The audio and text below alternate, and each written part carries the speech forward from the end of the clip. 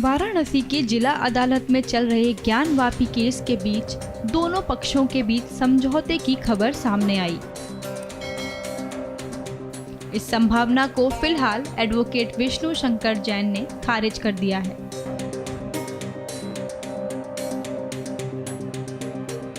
इसकी कोई legal value नहीं है और ऑर्डर 23 सीपीसी में ये क्लियर प्रोविजन है कि जब तक सारी पार्टीज एग्री ना हो जाएं तब तक कोई कॉम्प्रोमाइज़ नहीं हो सकता है।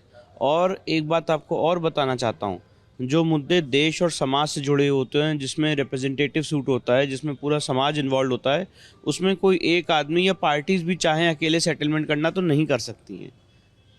तो ये जो सेटलमेंट की पहल है, आउट ऑफ कोर्ट सेटलमेंट, ये सीपीसी के तहत पॉसिबल नहीं है, लीगली पॉसिबल नहीं है। और हमारी जितनी पार्टीज हैं, जितने मेरे क्लाइंट्स हैं, कोई भी सेटलमेंट के लिए तैयार नहीं है। मैं पूछना चाहता हूँ आपके माध्यम से, सेटलमेंट कैसा होगा या कॉम्प्रोमाइज़ कैसा होगा? क्या हम कॉम्प्रोमाइज़ तभी होता है जब आप कुछ अपना हक देते हैं और दूसरा आदमी अपना कुछ हक देता है? यहाँ पे बैरिकेडिंग के अंदर जितनी ज़मीन है उसका 1 इंच भी हम देने को तैयार नहीं है।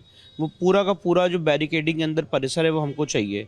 और जो जिस तरह से गलत ढंग से वहाँ पे कब्रें बनाई गई हैं, जिस ढंग से गलत ढंग से आपने हमारे मंदिर को एक मस्जिद के रूप में यूज़ किया है, इसमें तो मुस्लिम पक्ष को माफ़ी मांगनी चाहिए कि उन्होंने गलत ढंग से एक मंदिर परिसर को गलत ढंग से यूज़ किया है।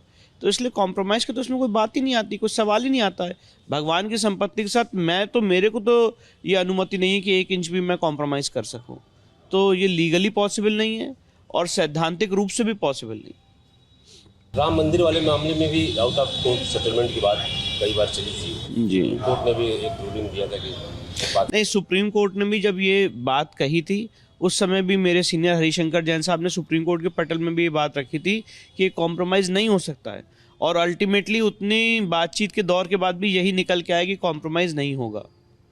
यही बात निकल के आए कि 1 आदमी मिलके, 2 आदमी मिलके, 10 आदमी मिलके कॉम्प्रोमाइज़ नहीं कर सकते हैं, क्योंकि पूरे समाज से जुड़ा हुआ मुद्दा है।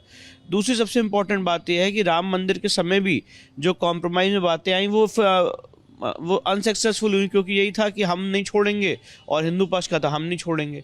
तो एक कॉम्प्रोमाइज़ की बात हो ही नहीं सकती है इन तरह के मुद्दों में, और ये राम मंदिर में हमारा अनुभव रहा है। तो वही बात मैं आपके सामने रख रहा हूँ।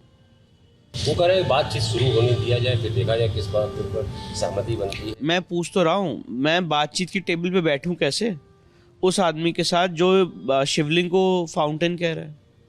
मैं बातचीत की टेबल पे बैठूं कैसे जो माँ श्रृंगार गौरी के मूल स्थान पे कब्र रख दी? मैं बातचीत की टेबल पे बैठूं कैसे जो सेंट्रल डोम के नीचे 3 हिंदू मंदिर के शिखर हैं उसको मानने को तैयार नहीं है? मैं बातचीत की टेबल पे बैठूं कैसे जो हमारे मंदिर का ये परिसर है, हमारे भगवान वहाँ पे विराजमान है, उसको मानने को तैयार नहीं? तो बातचीत की टेबल पे बैठ के क्या करें? मैं सिर्फ इतना कहूँगा, एक आप लॉजिकली इस बात को सोचिए, जो बैरिकेडिंग के अंदर पूरा परिसर है, क्या उसको वो छोड़ने को तैयार है? क्या इतने दिन तक जो 350 साल तक जो उसको मस्जिद के रूप में यूज़ कर रहे थे, क्या वो उसको छोड़ सकते हैं और कह सकते हैं कि नहीं हमने गलत यूज़ किया? अगर ये 2 चीज़ें नहीं हो सकती हैं तो बातचीत किस चीज़ की होगी? और क्या मुझे विष्णु शंकर जैन को, हरिशंकर जैन को, रेखा पाठक को, सीता साहू को, मंजू व्यास को, लक्ष्मी देवी को ये अधिकार है कि वो कॉम्प्रोमाइज़ करके केस विड्रॉ कर ले? इसलिए ये लीगली पॉसिबल नहीं है। मैंने ये बात आपके सामने रखी और यही बात मैं आपके सामने रिपीट कर रहा हूँ कि ये चीज़ लीगली परमिसिबल नहीं है, पॉसिबल नहीं।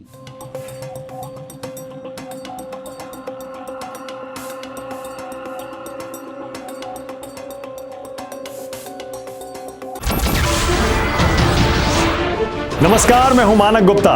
अगर आपको हमारा ये वीडियो पसंद आया हो तो इसे लाइक और शेयर जरूर करें, और हाँ, हमें सब्सक्राइब और फॉलो करना ना भूलें ताकि आप देश और दुनिया की कोई खबर मिस ना करें। तो जुड़े रहिए हमारे साथ और देखते रहिए न्यूज़ 24।